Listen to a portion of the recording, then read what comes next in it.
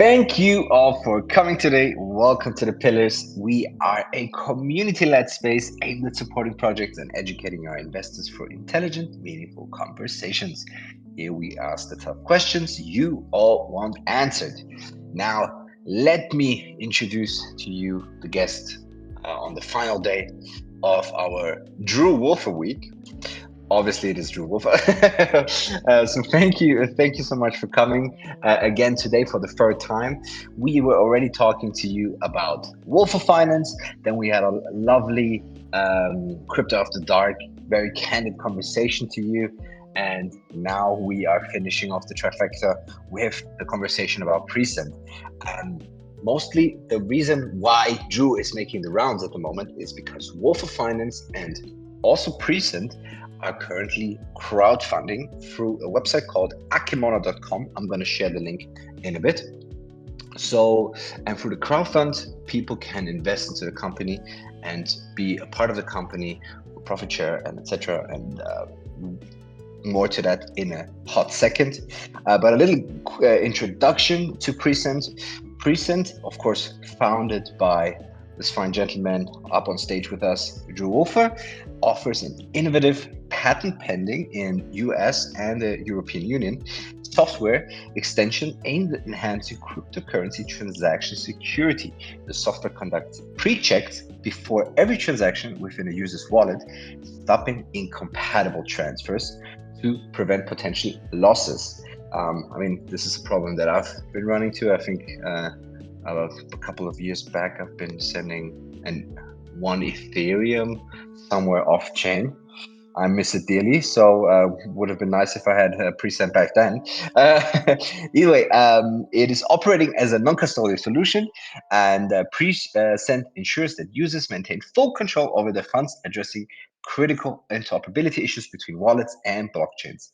This technology provides a safer and more reliable environment for managing digital asset transactions. I think there was a very basic rundown, so people in the audience know what's coming to them. I will share, of course, the Akimona, the crowdfund link in a second in the community questions channel, which of course is also open. And please ask questions. Please engage. We also, as you can see, have, of course, a $50 giveaway, but only to the people that are engaging meaningfully. And I'm excited. I hope everyone enjoys, and I'm off the stage now. Thank you. Thank you, David. Thank you very much. And Drew, as David said, welcome back. Looking forward to this, the third and final conversation that we're going to have in the trifecta, as he mentioned. And indeed, we're talking about PreSend and all of its security-based glory. Do you want to give us a little bit of a brief overview? And I know you've been doing this a ton recently, but can you give us a brief overview as to what PreSend actually is and why it's so beneficial to this space? Yeah, absolutely. But the first thing I want to do really quickly is thank you guys first off and your community. So first off, thanking the community for showing up and just, getting to know me through these 3 potential AMAs. If somebody did show up for all 3 of them, man, we salute you. I appreciate you. Secondarily, I want to thank you guys because you actually do research and ask meaningful and thoughtful and thought-provoking questions that I think your community actually gets benefit from. So I do appreciate the fact that you took the time out of your day to do research on not only PreSend, but also Wolfer Finance, because you asked meaningful questions about both of them in that last AMA. So I just wanted to kind of get that out of the way and let you guys know that I actually appreciate that, because I've done 1,000 AMAs, man, and very rarely do you get somebody that actually kind of fundamentally understands the business model because they actually looked into it and they didn't just say, oh yeah, I'll charge you $1,000, you can come on my channel, and then they know nothing about anything. They didn't even look at your pitch deck, right? So meaningful conversations are helpful, and you guys facilitate that. So for that, Thank you. Appreciate you. Kind words. Thank you. Appreciate you for saying that. Thank you very much. Yeah, absolutely, man. So basically what PreSend is, I'll just kind of sum it up with a question. How many people have lost money in crypto, right? Most people are probably raising their hands right now. How many people have lost money to their, interoperability black hole, though, because everybody's been scammed, everybody's taken a bad trade. But have you accidentally sent your Bitcoin, your Ethereum, your USDC out into a black hole that you can't recover it from? Those are the types of transactions that we're talking about losing on today. We can't stop you from going out and believing a scammer and they rug you. Okay. We can try, but we can't. If you want that, go to the Drew Wolfer YouTube channel. I'll be more than happy to air out some people. Secondarily, we can stop or prevent, at the very least, you from losing your money, sending it on the wrong blockchain, to a platform that it's not compatible with, to a wallet that it's not compatible with. So, for example, USDC is the easiest example I can use this for. It's on Solana, it's on Avalanche, it's on Polygon, Ethereum, Binance Smart Chain, FTM, you name it, it's on there, right? It's one of the biggest stable coins in the world. Same thing with USDT. Now, if you're trying to bring USDT or USDC into Coinbase, the exchange, it only accepts a certain amount of those tokens. Okay. So, for example, on Coinbase, if you bring USDC in, yeah, you can bring it in on Solana, on Ethereum, on Polygon. But what happens to the user that copies and pastes that address, not knowing these things, right? Not knowing that it's only accepted on a certain blockchain. And then they send USDC from Phantom Opera Network or Binance Smart Chain or Avalanche Network, and they send it to Coinbase. Well, it never shows up. It never gets credited in their balances. And they've just effectively lost all of their money due to just simple human error, not something that they personally did wrong, but due to the fact that blockchain technology has not been invented in the way that catches it up with traditional finance. Like if you go into Starbucks and you pull out your Apple iTunes gift card and you accidentally swipe it, the person at the register is going to laugh at you, but it's not going to take $5 off of your Apple iTunes gift card and then tell you, oh, by the way, you still need to pay us $5 from your debit card, right? It's just going to say, nope, you can't do that.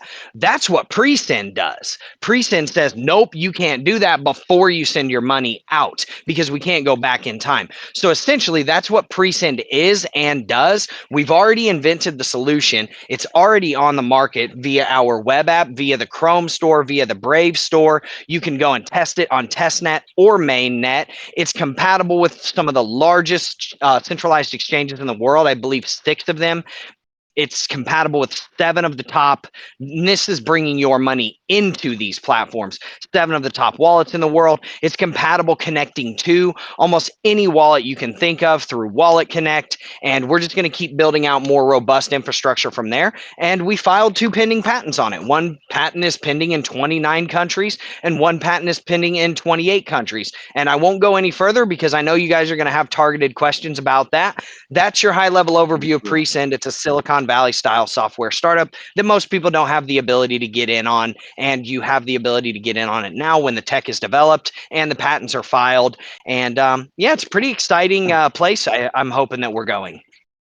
I think it is. And one of the first questions that immediately came to mind, and it's something that I'm sure everybody is thinking, I haven't heard many people really ask you it, though, is why was this or has this been such a massive oversight in this space?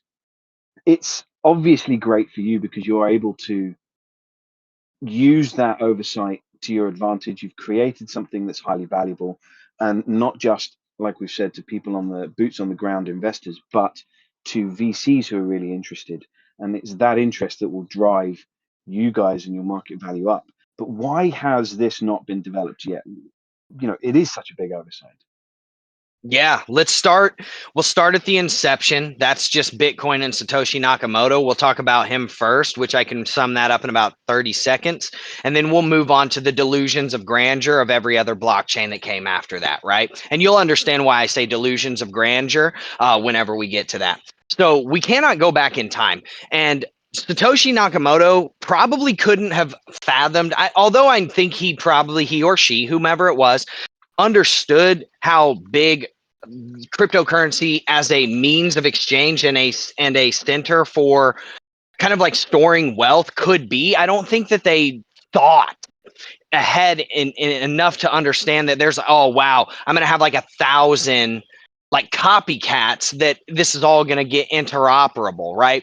So I think there's just a fundamental flaw in that, because I don't think Satoshi thought, okay, we're going to do 7 different upgrades to the Bitcoin chain. We're going to have 7 different forks. And then Ethereum's going to come out and there's going to be 20 blockchains built on that, after the first 2 years. And then XRP is going to come and none of these things are going to be able to communicate with each other, right? I don't think that he or she, whomever it was, could have predicted that. So that's why this fundamental flaw is here. And effectively, what we have now is all of these blockchains, delusions of grandeur. That is where we are at. It is a bunch of Apples and Microsofts duking it out to see who reigns supreme. Okay. No one comes out with their blockchain, Ethereum, Polygon, whomever it may be, and thinks, we're not going to be the number one blockchain. They all say we're going to be the number one blockchain besides Bitcoin. That's that. And that's it. So you've got a bunch of Apples and Microsofts that don't want to be compatible with each other, they'd rather make their own blockchain and then let people like us or bridges or swaps or dexes or centralized exchanges or PreSends of the world figure out all of the inconsistencies in their technology and then patch them, right? So the thing that we cannot do, though, is go back in time and reinvent the blockchain. All we can do is move forward and say, okay, if people are losing their money accidentally in these different ways, like USDC example, like the Starbucks example where you're swiping your Apple iTunes gift card and it doesn't let you do that. In blockchain, we cannot stop that from happening like fundamentally. What we can do is build a technology on top of the blockchain that has that mechanism inside of it, which is essentially what we have done. And that's why we have our 2 pending patents filed on it, because we were the only people in the world that finally figured it out after about 14 years worth of blockchain, 13 years, because we launched in essentially 2022. So the problem with that is that if it was that easy to implement and do, somebody would have done it by now. And the problem with crypto is that everyone's chasing fast gains right now. Everybody, and this is how it's always been for crypto.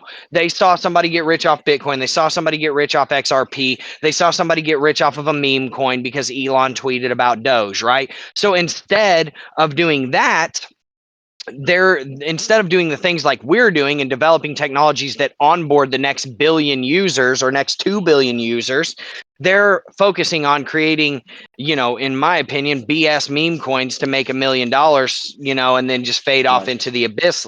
And then essentially what's happening with all of these exchanges is they're making their money by getting trading fees, by getting swapping fees. For example, MetaMask has swaps. They make money by doing that. They're not trying to go and spend money to implement a solution like this that could potentially make them money in the future, when they have things that are their bread and butter that they can essentially pull revenue and profits from right now. And then they can just wait for somebody like myself to come along and say, hey, I have that solution. I'll give it to you for $50,000 a month. You license it out from us. We plug it into your tech, bing, bang, boom. And then they didn't even have to spend millions of dollars developing it and thousands of hours. So I think that's why. I'm going to be asking about that in terms of the target market to really drive the value of the company up. I am going to ask about who your target market for that is. But the overarching theme of what you've just explained there is, of course, that we're also still very brand new within this space. For those of us that saturate ourselves with crypto, DeFi, for those of us that are always using the blockchain and or doing something within a space that talks about the blockchain, we take for granted that we know how this works. Whereas there are way more people out there that have no idea how this works. And it is so early that you have managed to grab something and create something that is as early almost as the blockchain itself, right? Which is the security of it and security of people's funds. And being able to get into something like this at ground level this early is where there's going to be true value. And I think that's where you guys have been really clever. Now, people are going to say, okay, great. So this is going to protect me. I'm going to make this mistake maybe once, then I'm going to learn, right, I should be using PreSend. I use a couple of times, I'm feeling more confident. I don't feel I need to use it anymore. And they're going to say, well, if everyone else feels that way, where's the value for us? But as you've just mentioned, the licensing out and the getting the big dogs on board. And you've often spoken about having them license it off of you, offer it to their users for free, and forcing people's hand to start following suit and doing the same, and you guys being quite widely adopted as being actually where a lot of the value is going to come from. Is that still, having spoken to a lot of VCs at Consensus, the angle that you think you guys are going to be taking? Is that where you see most of the value coming from, or are there other things that you're now looking at as avenues, thinking actually we could go in that direction to really boost value for the company?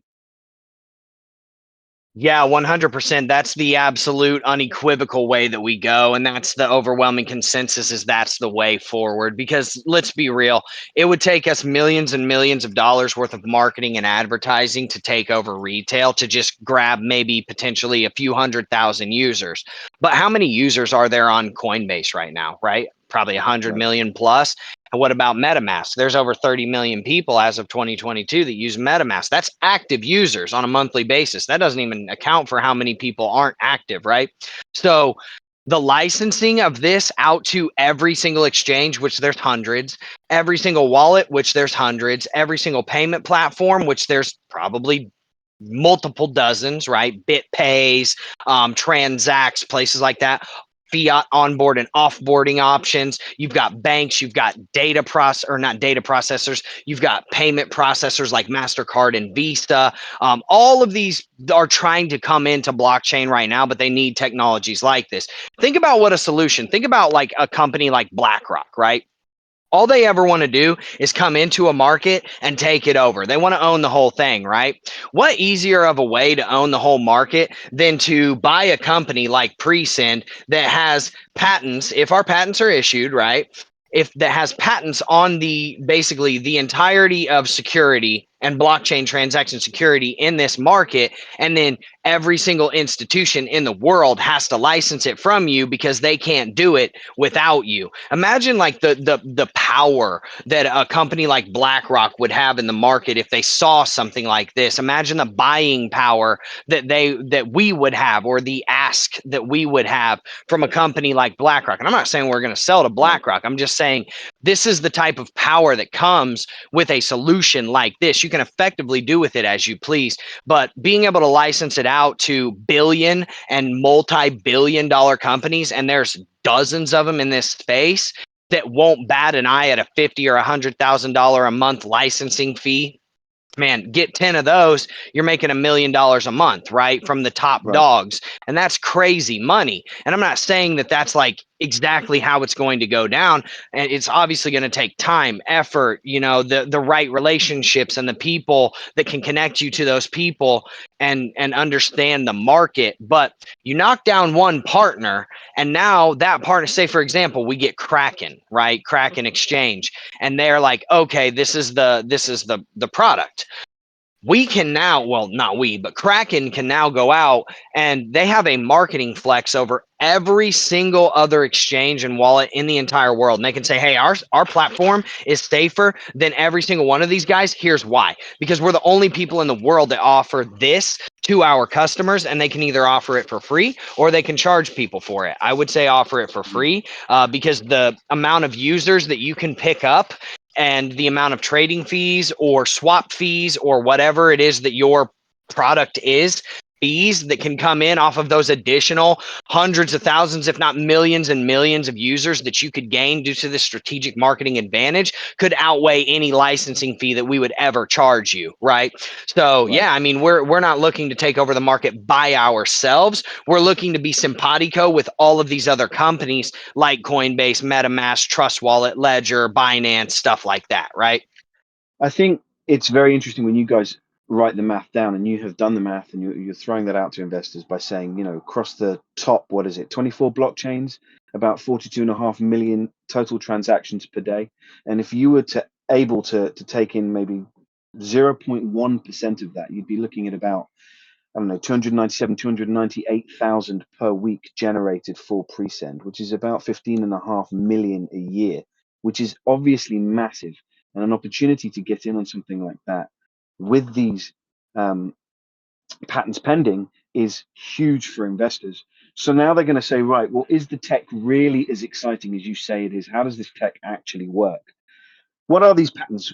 They are pending. How confident are you they go through? And what does it really mean for you guys when they do. So I won't say if. I'll be nice. Normally I kind of grill people and get into the nitty gritty of what if they don't, and perhaps I'll ask what if they don't afterwards. But when they go through, what does that mean for PreSend, and of course anybody that's decided to jump on board with you?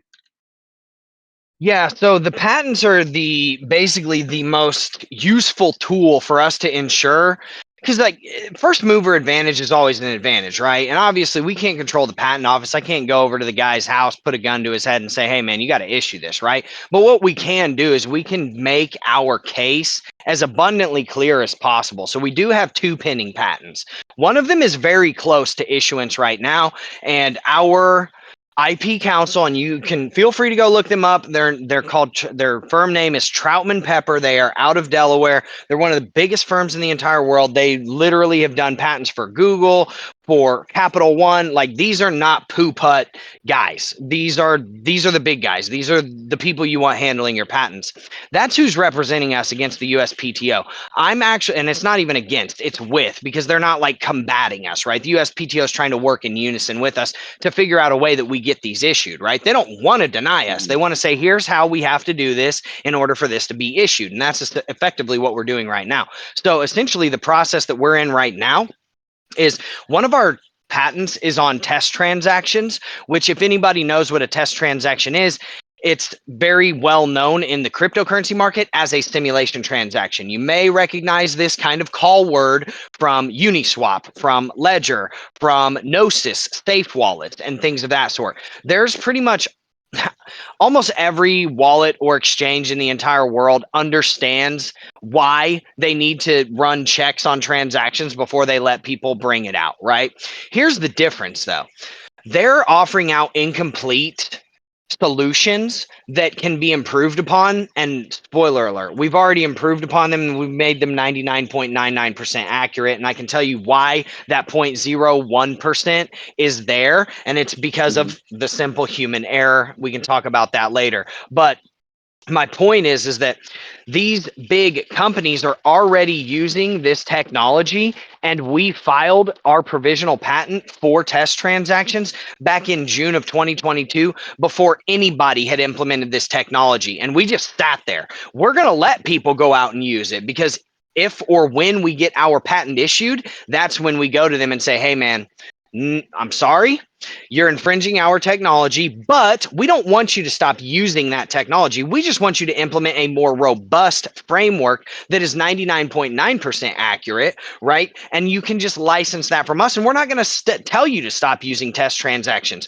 We're just going to say, "Hey, keep using test transactions, but also implement the PreSend proprietary software solution that we can license out to people." So that patent in and of itself is filed in 29 jurisdictions. So all of the EU, the United States, as well as Hong Kong, right? And so we have already been through the PP. We've been accepted into the PPH, which is the accelerator program that basically says, they ruled that we had a 20 out of 20 score on novelty and patentable steps on all of our dependent and non-dependent claims inside of our patent. And then they granted us this approval to go through an accelerated patent process. And we've already spoke with the patent examiner 2 times, and I actually have what I think, what our lawyers are saying is going to be our final call with them next Monday, where they're going to basically give them, they came back with some qualms, right? We've already discussed and refuted, and they have revoked those 3 of those qualms. Now we're on the very last one, and if we get this one buttoned up, that's patent issuance, period. It's their last qualm, and so we're so close on this that we could probably hear back about this within 60 days on whether or not that we have the patent issued. Now, I say this with a caveat. If that patent is issued, no one will be able to get in on this. Okay, that is the risk that you have to take when you're investing. There's no such thing as a fix in the game. If we get the patent issued, we're gonna keep that equity for ourselves, right? Because we've been the ones in the trenches for 2 years developing this.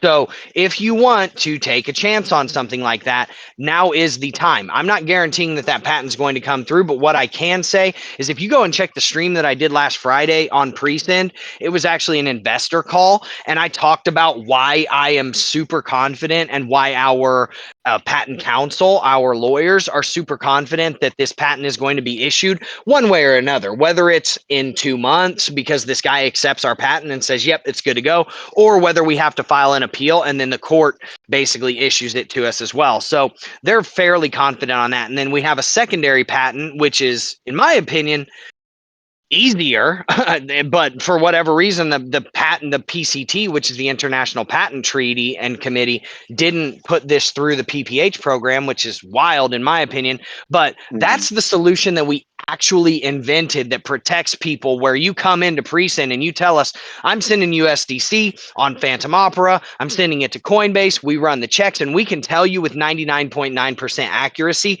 whether or not that is going to go through, and then stop the transaction before it ever hits the blockchain. Because if you hit the blockchain with the transaction, you cannot revert it. There's no reverting mechanism like there is in traditional finance. If you send a wrong wire to a place that doesn't accept it, no big deal. It just gets reverted back to your bank account because it's effectively numbers on a screen.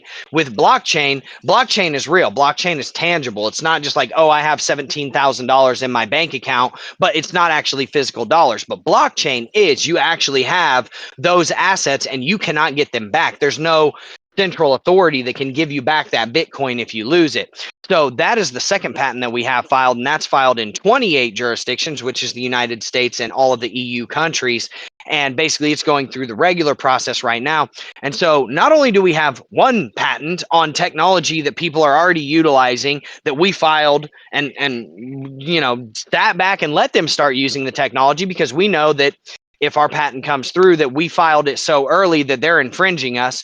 But secondarily, we have a patent that no one is using, that no one has invented, and that we invented, that should be coming up as well soon.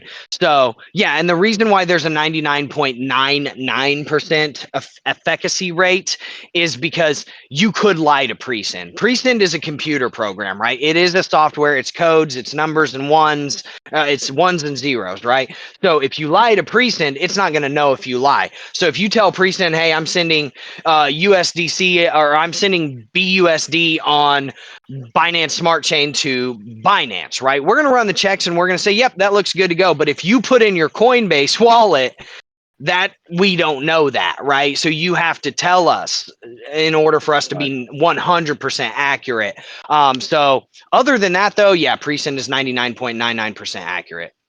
How many people do you think fall into that category of that human error? Obviously 99.9% is a huge number to be able to throw out there. Do you anticipate there are going to be lots of people that make that human error mistake anyway, nonetheless? And are you going to be doing extra things, be it education, be it pop-up, be it some form of communicating before people even start to transact, to try and reduce that number as much as possible?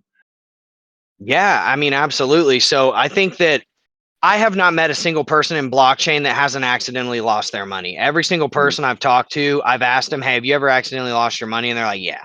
Whether it's happened 10 times or one time, irrelevant. It has happened. And most people, it's not money that they can afford to lose, right? Or money that doesn't sting when they lose it. It's usually not like $2, right? And so anyways, a lot of people are like, oh, well, I'll just send a test transaction. Why?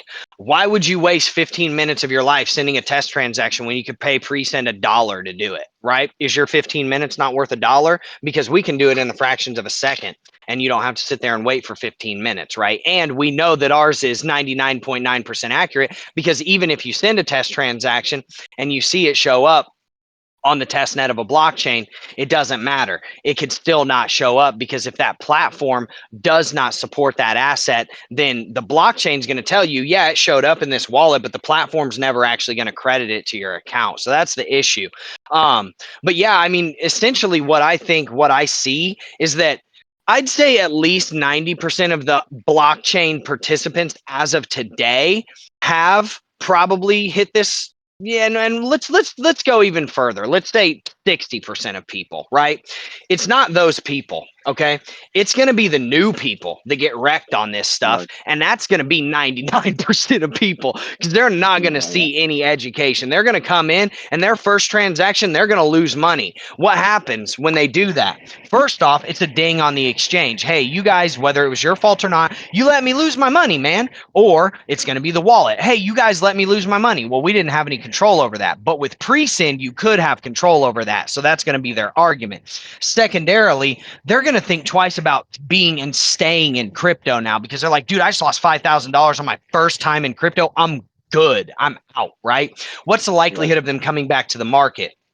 Slim to none. So, and then what's the likelihood of them bringing their money back into your platform where they think that they lost it, right? Well, probably slim to none as well. So now your competitors are gaining users because you didn't implement PreSend. So I think that probably I would say 1 in every 2 people, and probably more than that. I'd say probably more like 3 in every 4 people. This has happened to them in one way, shape, or form, whether it was $2 or $2,000 or $2 million, right? But then there's also other things that PreSend stops from happening as well that I think would bolster that number to be even higher. For example, we stop people from interacting with scam coins, okay, and getting their wallet hacked by interacting with that scam coin. All right. So a lot of people, that would add more percentage to that 60% total, right? We also stop people from interacting with honeypots and losing their money, sending it into honeypots. Okay. That's going to help bolster that 60% even further. Maybe now we're at 80%, right? We also stop people from doing all of these other different things. And all of that's kind of in our marketing materials. I won't touch on it too much, but just know that through our proprietary blockchain process, there's more to protect than just that, right? And we also we can help people protect their NFTs, not send them places where they can't go, things of that sort as well. So yeah, there's a lot of stuff, that people can do that would help The it get scope is more towards massive. that. And of course, with it being as successful as it is in terms of protecting people, it's an easy sell for you. And what's interesting is for the individuals listening, there maybe perhaps are a ton of people that say, well, I might only need it once or twice, but it's for those also high volume users, the people that are constantly sending stuff every single day, or companies that are sending stuff all the time, multiple times a day, every single day. Those are the ones where human error is more likely to occur, because of course, a lapse of concentration on one transaction can mean a ton of money. And you guys have given examples of people sending millions of dollars to the wrong account because either they fat fingered, as we'd like to say, or they simply lapsed in concentration. What this does is it removes much of that lapse in concentration stress, because there's a filter, there's a sieve between the two that stops that from happening. And I think that's probably where you're getting a lot of interest. Would I be right there? Yeah, and there's also other things in the market that are happening, like address spoofing, where people will spin up blockchain addresses until they find an address that has the first 5 digits that look exactly like yours and the last like 8 digits that look exactly like yours. And then they'll start sending you a bunch of transactions to your wallet, to wallets that you have sent to, right? So for example, say I send to a wallet, these address spoofers will go out and create wallets until they can figure out and find a wallet that basically almost exactly matches that, but you won't be able to see it because the first 5 digits will look the exact same as the wallet that you sent to, and then it'll have all the ... in the middle because blockchain addresses are so long, and then the last 5 digits, which is the last thing that pops up, will look the exact same as the previous wallet that you sent to. And because a lot of people are like, well, I send to the same wallets. Okay, so you're telling me you've never been spoofed? I've been spoofed. It's happened to me before. It sucks, man. It really does. And you Right. can get your a lot of these dexes, sometimes they'll get security vulnerabilities where it will swap the address at the last second and you won't know that that was happening. But PreSend can pick that up because we have a computer that is checking this in the fractions of a second, whereas your human eye can't necessarily see it. And before you lose your money, we can stop it, right? So Right. yeah, I mean, there's a lot of things that PreSend prevent from happening that help kind of bolster that every single person and every single transaction in the market is our target market. I know everybody tries to say that, but if you actually look at this from a high level overview, that literally is how it is for PreSend. every transaction needs protected. And a lot of people are going to say, well, maybe I only need it once or maybe I only need it twice. Yeah, okay. So do you only have your car insurance on your car for one day out of the year because every other day you're just driving back and forth to the pub, which is a known place, but you're saying that something can't just fall out of the sky, or a telephone pole falls over, or you get a call and you get distracted and you swerve off of the road?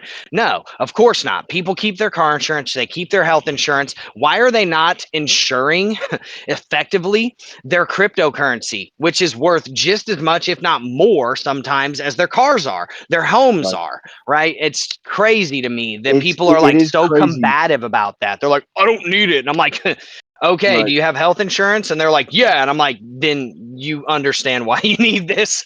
It's Right. not there for, it's like a gun, man. It's like a gun in America. You don't want to ever have to use it. You hope to God you never have to use a gun in America. But man, the day that somebody comes into your house, threatens your family, you're really glad that you have that extra protection, right? And that's essentially Right. what PreSend is.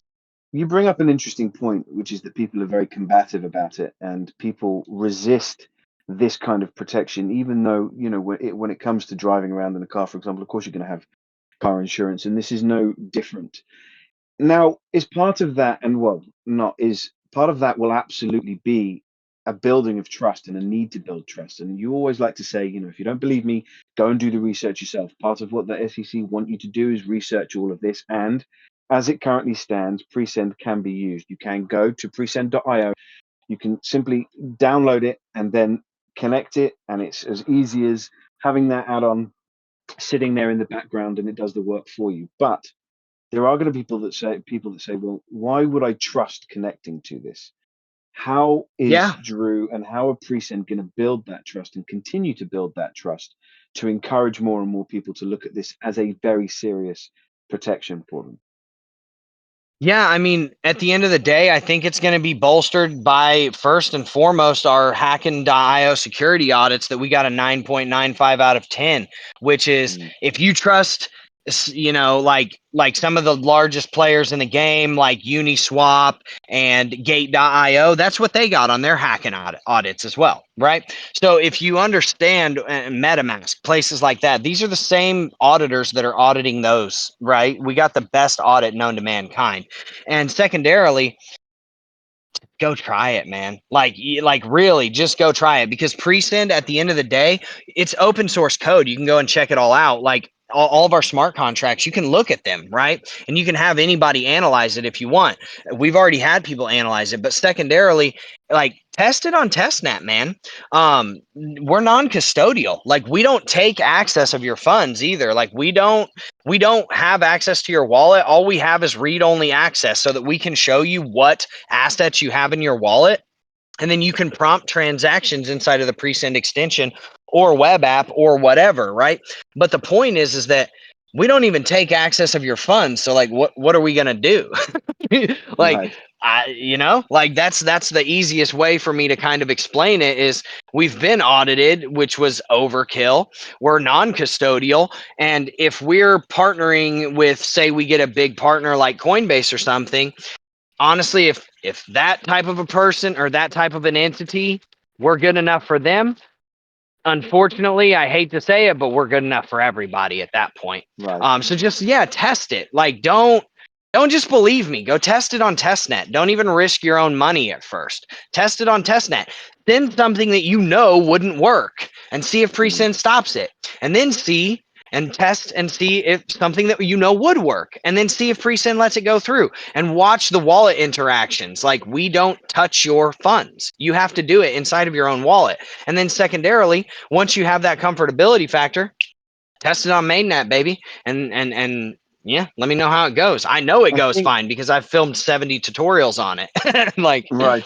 And what's been really refreshing about speaking to you over the last three conversations is that you've, like Random Ape here says, that PreSend is solving a problem. You guys came in to solve a problem, and it yeah. makes your ability to talk on it so much easier because you're bringing something that doesn't require other money coming in. It doesn't require, you don't need people. You've raised the minimum amount that you need people to come in. You're getting interest from people with big money, and it is because you have a product that works. that people are going to want to use, that people should be using, some need to use. And it's just a refreshing conversation to have when someone's bringing that not just to the table, but to the table at this level. Because like we've said several times over, not every day do you get an opportunity to get at this kind of level for something that is innovative, new, fresh, and solves problems. But like I said, I mentioned that you're getting interest from these bigger VCs. What is it that they're seeing? Because VCs sniff out things that we don't typically sniff out. They're always looking for the next big thing. They want to throw big money at you. I'm sure you won't be able to talk on it too much, but are there a couple of things that you can kind of let slip that they are seeing that we should be looking at and most of us are not? Yeah, so you kind of hit the nail on the head with your previous comment, man. At the end of the day, VCs, they see things that other, they have teams, man. They've been in this market, they've seen what works, they've seen what doesn't. They understand because they've had exits, they've invested millions of dollars into places, and they don't throw money around like as foolishly as say like a retail investor would on a meme coin, right? They Mm. see real value. Okay, what they're seeing is they're seeing our pending patents, and they're seeing that we've already developed the product, and then it's not like early stage development. It's not just like scribbles on a notepad. Here's the difference in between VCs and retail people. It was easier, and this is going to sound counterintuitive, man, and you just have to understand the psychology of people to understand where I'm going with this. So it was easier for me to fund this from a retail side, from like a smaller investor. Hey, come in with $250, 500,000, $2,000. It was easier for me to fund that back in 2022 when we had nothing. And there's a reason for that. And it's the psychology behind it. People in this market, traditionally speaking, want to gamble. They want to hit the next big thing, right? But once you've proven something and you bring the product to market, it's no longer exciting. Are they going to be able to pull it off? Are they going to be able to do this? Are they actually going to invent it? Are they going to be able to file patents on it? We've already proven all that. So it's like the new car smell has worn off for people that are like, they're excited to chase meme coins. Why? Because they're like, what if this is the one? What if this is the one that goes to 100 billion market cap and tops out Doge, right? But with PreSend, they can't ask like, oh, are they going to do it? Because we've already done it. So now it's like, it's less psychologically like, adrenaline pumping and like endorphin kind of bringing to the light, right? Whereas with the VCs, they don't want it when it scribbles on a notepad, man. They're like, show me something. And now that we have something to show them, they're like, damn, pardon my French, but you guys got some shit here, right? Like, we need to see what's up with this, and we need to see if we can jump on board because you've got 2 pending patents filed for a reason, right? If you didn't have the ability to like, if you can convince the patent offices that what you have here is novel enough for them to let you file these patents and then go back and forth with them about it, we know there's something here. They also see the target market. It's kind of like the BlackRock example that I was saying earlier. Like, if you want to come into crypto, but you don't want to be in crypto, what do? You find a company that has exposure to every facet of the market. What is blockchain? Literally, if you break it down to its bare bones, right? Say that you've got all of the Gucci clothes and the stupid sunglasses and the chains and the dumb looking hair, all of that stuff, and you strip all of that away from it, and it's in its underwear, right? What is that underwear? It's the underlying technology. It's a transactional process. That's all blockchain is. It's all transactions. So if you own a piece of almost every, or a potential piece of almost every single transaction on the blockchain, dude, that's why these guys are interested in it. That's why they want to come in with money. And that's why they're courting us and saying, hey, we would love to see this. We're not just getting VC offers from, hey, can we invest, $2 million into this? We're getting VC offers where they're coming in and saying, how much would you sell this for?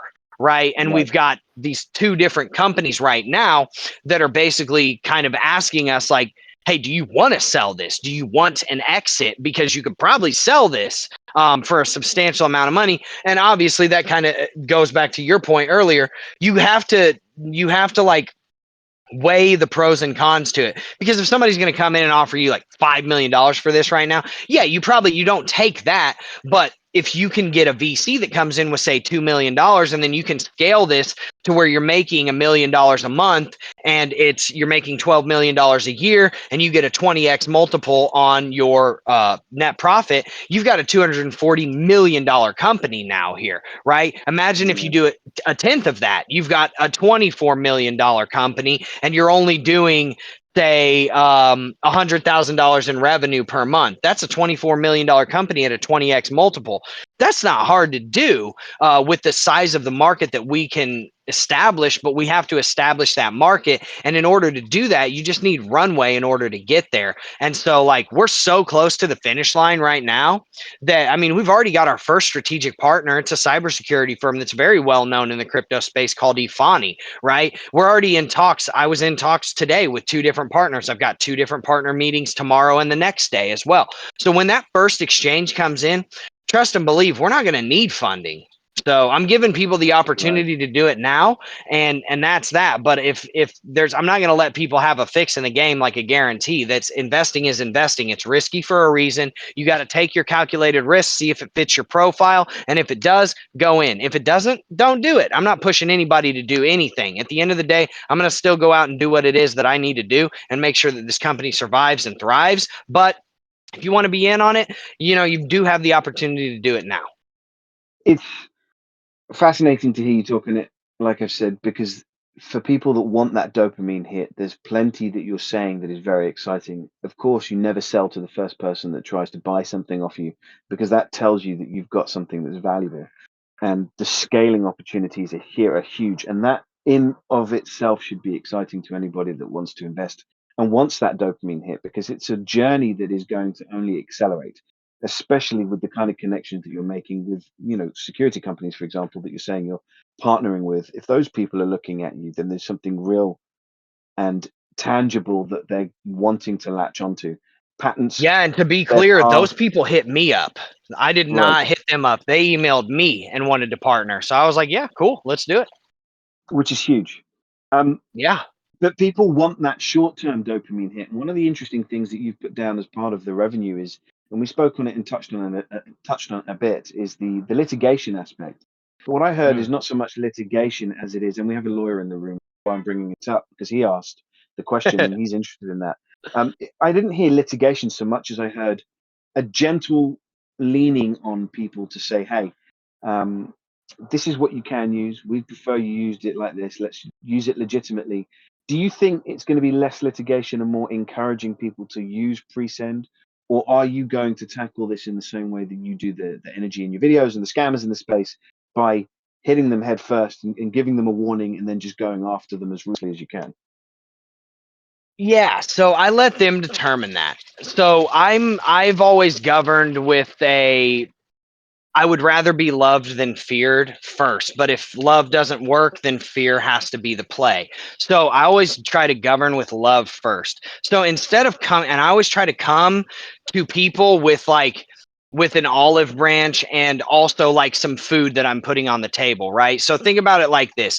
You are, say we get the patent, okay, and on test transactions, and you are a partner, we'll just say XYZ exchange that already is basically infringing our, you know, tech. I'm going to hit you with a lawyer letter that basically just comes from our lawyer. It's going to be a legal document, and I'm going to say, hey, you're using test transaction technology. I'm going to show you why that technology is incomplete, and I'm going to show you that we have a more robust technology. And if you give me 5 minutes to prove to you why that technology that you're utilizing right now is obsolete, now that we have invented this, I'll be glad to do it. And then we can talk about the fact that we now own that technology that we filed our provisional back on in 2022, and that we are not asking you to stop using the technology that you already have implemented. We're simply asking you to implement a more robust technology that's actually going to 99.9% effectively actually protect your users almost for sure, right? And all you have to do is license this from us, and we can have a strategic partnership where we either do revenue share or it can be a licensing fee, whatever it may be. But I always want to come first with that olive branch. And then, I know people probably know my personality by now. And then if it's if I come with that and we sit down at the table and we eat and then they're still combative, I have no problem going to war, man. Right. I have no problem doing that. I think it's really I interesting. want to stay away from that though. Right, of course. I mean, if you could do it the amicable way, it's better. Also, it's better for word of mouth, isn't it? It's better for those people that do onboard your tech and then talk about it and bring others in. I think it's fascinating for people to hear you talk on this because obviously you have a depth of knowledge that is unparalleled when it comes to PreSend because it's your baby, but you're able to eloquently explain everything. And it's almost a complete juxtaposition from your online YouTube personality, which is polarizing. It is, in a way, attacking. It is in your face. It is loud and brash. And I think it must be interesting for people to hear that you have that ability to switch between the two. Because when it comes to negotiating, when it comes to talking to, when it comes to dealing with the boots on the ground all the way up to the multimillionaires who have tons of money to throw at it, you actually need the ability to switch. And sometimes just switch, on a dime instantly and go from energy to energy in order to get something over the line. And I think that's a massive strength for you. But Yeah, before you're we close absolutely this right, out, man. The sword or the pen, right? You got to have both. right, quite. Before we close this out, I've always got to ask something that is a little testy and a little difficult.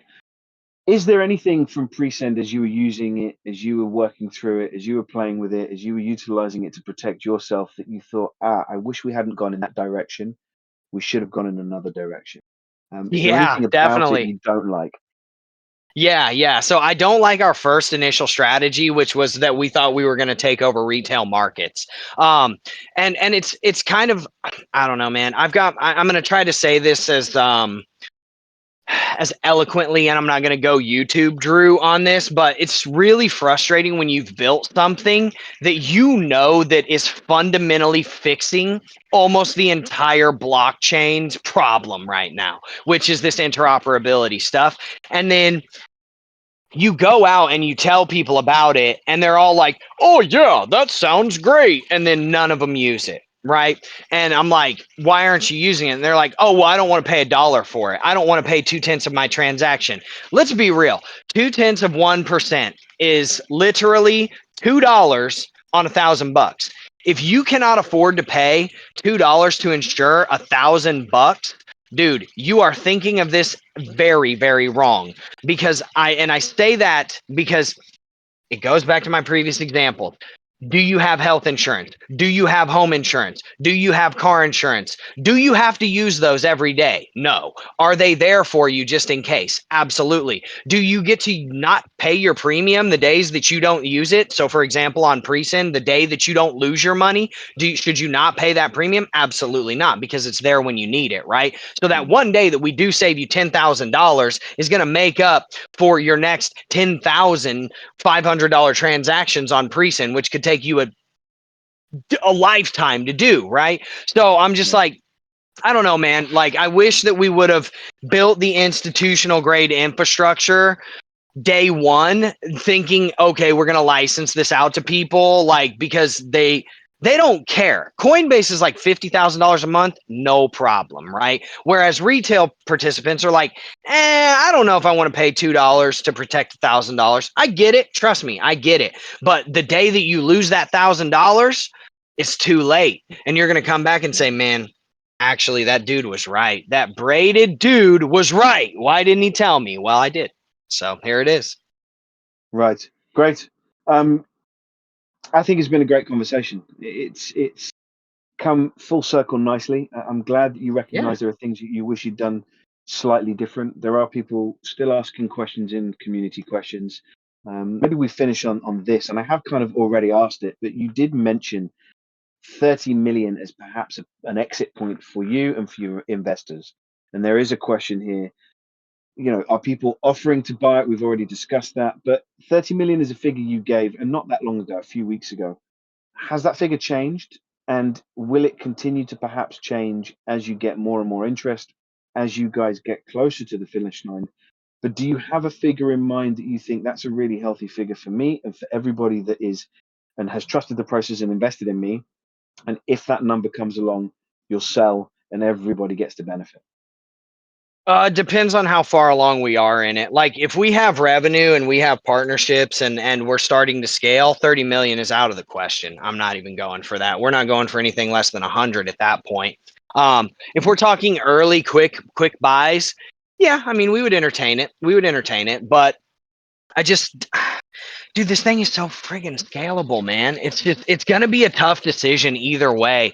Do you continue to scale it or do you sell it? And like, I don't want to sell it. Like, I want my son to inherit this. I want other people's children to inherit it if it's possible, right? Now, if you have the chance to turn something into a billion-dollar company, do you take it? That's kind of like that's the caveat to that. But at the same time, if you have to, like, this is where I would rely heavily upon my business development, like really expert opinion leaders from some of the top law firms inside of mergers and acquisitions that we have inside of Troutman. We have a guy that used to work at Skadden, if anybody knows what Skadden is, out of New York. It's like literally the biggest law firm in America, and he was like a partner inside of their mergers and acquisitions. So when these offers come in, it's not just going to be like I'm sitting here, my wife's braiding my hair, and I'm mulling it over. It's going to be I'm talking to the largest professionals in the entire world saying, hey, dude, do we do this? Right? You've seen this a million times. This was your career. I'm deferring to you on this. What do you think? Right? And we will take their opinion into account. So we will always defer to experts in their craft for decisions like that. It won't just be, Drew's out on his patio smoking a cigar. Yeah, we'll take 30 mil, right? It will never be a sporadic decision like that. I'm way too calculated for that. So it would be really impossible for me to stay until I know all of the pieces are on the board and then kind of understand what the landscape is on that. But as it Right. sits right now, our intention is not to sell. Our intention is to go out and do what we said we were going to do from day one. Now that we've implemented and invented the technology and done every other single thing that we said we were going to do, which is invent it, file pending patents on it, get it up and running. And then obviously we took like a 6-month hit on development because we had to pivot from retail and offering it out to people through like Chrome extensions and stuff like that, which those are all still available and you can use them, but it's not our main focus now. Now we want to go out and license it out to big players. So we had to change a little bit of our infrastructure inside of our code. So that took a hit for us. That sucked. But now that we're here, I think it would be ill-advised to not pursue that at least, but then it would also be ill-advised to not take people's offers seriously as well. So we'll take it how it comes, and just just to put everyone's mind at ease, where the goal is not for a sale tomorrow. The goal is to build the company, but if the opportunity presents itself, you have to consider it no matter what the opportunity is on whatever timeline. I think That's that's what a a great good response. CEO would do. Absolutely, I agree. And getting the right advice and listening to the right advice. And I think people are going to appreciate that response. And I look forward to the day that you're put in a difficult position such as that, because I'm looking forward to seeing how you handle that situation, because I think that's going to be the true measure of where this company really goes. And if you are able to live up to even half the expectation you set with the way you're able to talk about this, I think you're going to be making some very smart decisions, and things will go very far. But I am looking forward to the day you are put under a bit of pressure, because I think that's when people are really going to have their eyes opened and be able to say, actually, yes, this is going to be a very good thing to follow, and I'm glad I jumped into it. Um, we're going to be doing a giveaway now, so I've just thrown the Discord into our community questions. Obviously, people know the rules; they've got to be in your Discord in order to be eligible. Before I let you have the last say, of course, and say anything that I haven't covered, I'm just going to circle back to some figures that I read out not that long ago, which is 42.5 million total transactions per day, and that's across the top 24 blockchains, and that's by volume. And if you were to able to rake in 0.1% of that, that would roughly be $297,500 a week for PreSend, which is 15.5 million per year. That's only getting 0.1%. And as you can hear, Drew knows his stuff. He's very capable of explaining this at a high level, very eloquent with it. And you can imagine there's going to be a lot of people, a ton of money that resonate to that. So I would imagine if PreSend is able to do what it says it's going to do, and it manages to keep going on this trajectory. 0.1 is potentially very conservative. I know you can't say that, but I can. So I think there's a lot of scope for you guys. But anyway, I've been talking too much. I'm off my soapbox. Drew, please close us out with some final words. Anything I haven't covered, feel free to mention it now. No, man. I mean, I think we covered it. You hit the nail on the head. We're not we're not delusional. Like, and we're not going to market it as in a delusional way. Where we're like, "Oh, if we come out and we take over 50% of the market, dude, you're not going to do that day one. You're not going to do that, even after maybe a couple of years, maybe, right? But there's so many wallets and exchanges and transactions happening everywhere. You'd have to have thousands of partnerships. Now, can we scale that up with business development? Absolutely. But we're coming out with like literally the most conservative estimate you could ever have, less than 1%, actually 1/10 of 1%. So think about how much money's in your bank account, right? If somebody comes up to you and says, you've got $100,000, what's 1% of $100,000? It's $1,000. Well, what's 1/10 of that? It's $100. So we're saying that we want to have control of 100 of those $100,000 worth of transactions.